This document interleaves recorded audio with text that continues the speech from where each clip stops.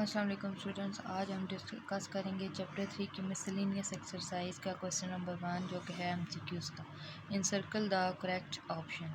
तो बच्चों हमारा पहला एमसीक्यूज़ है set builder form of A minus B. बच्चों आपको पता है कि जो माइनस होता है उसमें सिर्फ हम उन सेट्स को लिखते हैं, उन एलिमेंट्स को लिखते हैं जो पहले सेट में बचते हैं। तो हमने अब देखना है कि उसकी सेट बिल्डर फॉर्म क्या बनेगी। बहुत से बच्चे कहते हैं मैम सिर्फ ए वाले बचेंगे तो पहला सेट होना चाहिए x such that x belong to A, लेकिन बच्चों उसमें ये कहा गया है कि ए माइनस बी है। तो इसका करेक्ट जो एमसीक्यूज़ है वो बी एमसीक्यूज़ है और वो ये है x such that x belongs to a and x does not belongs to b means b का कोई एलिमेंट नहीं आएगा, जस्ट a का एलिमेंट आएगा। तो ये है बच्चों a माइनस के लिए याद रखिएगा हमेशा फर्स्ट एलिमेंट बिलोंग करेंगे और सेकंड के जो एलिमेंट्स हैं वो बिलोंग नहीं करेंगे। लेट्स सपोज यहाँ पे c और d आ सकती हैं, तो आपने क्या लिखना है x belongs to c and x does not belongs to d। तो बच्चों इसका कौन सा एमसीक्यूज़ करेक्ट है? B MCQs. एमसीक्यूज़ नंबर 2 है बच्चों if A union B belong is equals to A and A intersection B is equals to then. बच्चों आपने बताना है कि क्या बनता है। तो बच्चों क्या लेट करते हैं कि हमारे पास जो है वो ए बी 1 और 2 है और बी भी हमारे पास क्या है 1 एंड 2। अगर हम फर्स्ट पार्ट सॉल्व करें जो कि है A union B is equals to A और दूसरा है हमारे पास A intersection B is equals to B, अगर हम करते हैं तो ए की वैल्यू 1 2 और यूनियन बी की वैल्यू 1 2। तो ये बच्चों इसी तरह अगर हम इधर इसका यूनियन लेंगे तो आंसर क्या आ जाएगा 1 एंड 2। तो ये हमारा किसके इक्वल हो जाएगा ए की। इसी तरह हम ए की वैल्यू 1 एंड 2 इंटरसेक्शन बी की value 1 and 2 is equals to B, तो आंसर क्या आ जाएगा 1 एंड 2। तो बच्चों ऐसे सेट जिनका यूनियन के बाद पहला सेट आए और इंटरसेक्शन के बाद सेकंड रिलेशन आए तो उसको बच्चों हम सुपर सेट कहते हैं। सुपर सेट को रिप्रेजेंट करते हैं इस तरह। तो ये बच्चों हमारा क्या सेट बनेगा ए सुपर सेट ऑफ बी। तो हमारा कौन सा एमसीक्यूज़ करेक्ट है?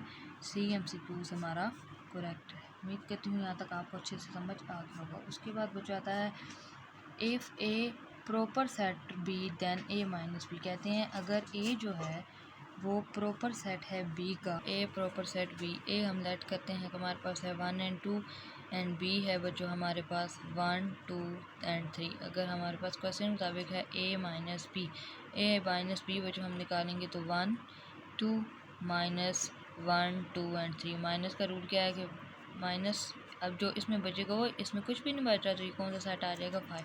तो इट्स मीन जब भी कोई सेट प्रॉपर होगा उसमें से हम ए को माइनस करेंगे तो वो हमेशा 5 सेट आया करेगा। उसके बाद है बच्चों हमारे पास if A minus B is equal to B minus A then equal to 5। Then कहते हैं कि ए माइनस बी जो है वो इक्वल है बी माइनस ए के, लेकिन जब दोनों को देखा गया तो हमारा आंसर क्या आया 5 सेट आया। तो इट्स मीन हमारा लाजमी तौर पे ए जो है वो किसकी इक्वल है बी की।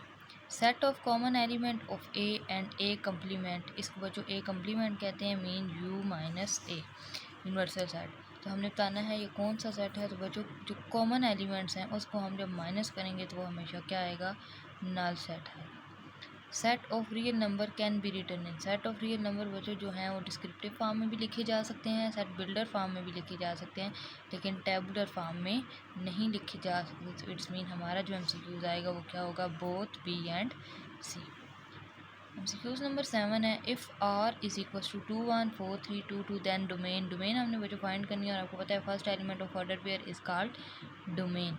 अब बच्चों ये है 2 4 2। हमने सेट में पढ़ा था कि कभी भी एक सेट में दो वैल्यूज़ रिपीट नहीं होती, तो बहुत से बच्चे ये मानेंगे तो ये नहीं बच्चों हमारा सिर्फ क्या डोमेन आएगी 2 एंड 4। तो बी ऑप्शन हमारा करेक्ट है।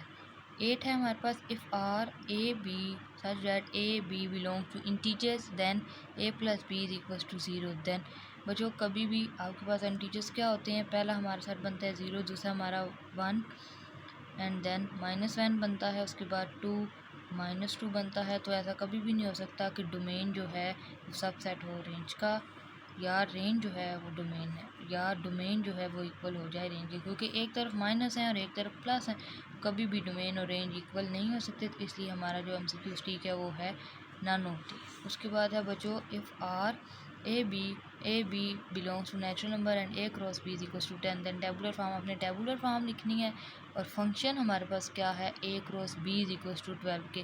जब हम ए और बी के नंबर्स को मल्टीप्लाई करें तो हमारे पास आंसर क्या आना चाहिए 12। तो हम सब में चेक करते हैं और देखना है कि सब तरतीब वाले, देखने में तो ये सारे 12 आ रहे हैं, लेकिन तरतीब wise 1 12 1 R, 2 6 R, 3 4 R, 4 3 R, 6 2 R, 12 1 R, सब का आंसर क्या आ रहा है 12 आ रहा है। तो बच्चों हमारा कौन सा MCQ ठीक है ए MCQ। उसके बाद है if n A is equal to P then n A cross A. बच्चों आपने फाइंड करना है, तो ये बहुत ईजी है। हमारे पास क्या होता है ए हमारे पास पी है, पी को हम पी से मल्टीप्लाई जब करवाएंगे हमारा आंसर क्या आ जाएगा पी स्क्वायर। तो हमारा कौन सा MCQ ठीक है पी स्क्वायर डी MCQ। उसके बाद है n B is equal to than number of binary relation. उसमें बच्चों इस एन का मतलब है नंबर ऑफ एलिमेंट्स फाइंड करें, और इस इधर उन्होंने बताया हुआ है नंबर ऑफ बाइनरी रिलेशन। तो नंबर ऑफ बाइनरी रिलेशन का फार्मूला क्या होता है 2n a क्रॉस ए। अब चूँकि यहाँ b है तो b की वैल्यू हमारे पास t थी, तो हम इसको पुट करते हैं 2n क्रॉस t का स्क्वायर था। हमारा कौन सा MCQ ठीक है डी MCQ हमारा ठीक है। तो उम्मीद करती हूँ बच्चों आपको सारी MCQ अच्छे से समझ आ गए हैं। जहाँ से समझ नहीं आए आप कमेंट सेक्शन में पूछ सकते हैं।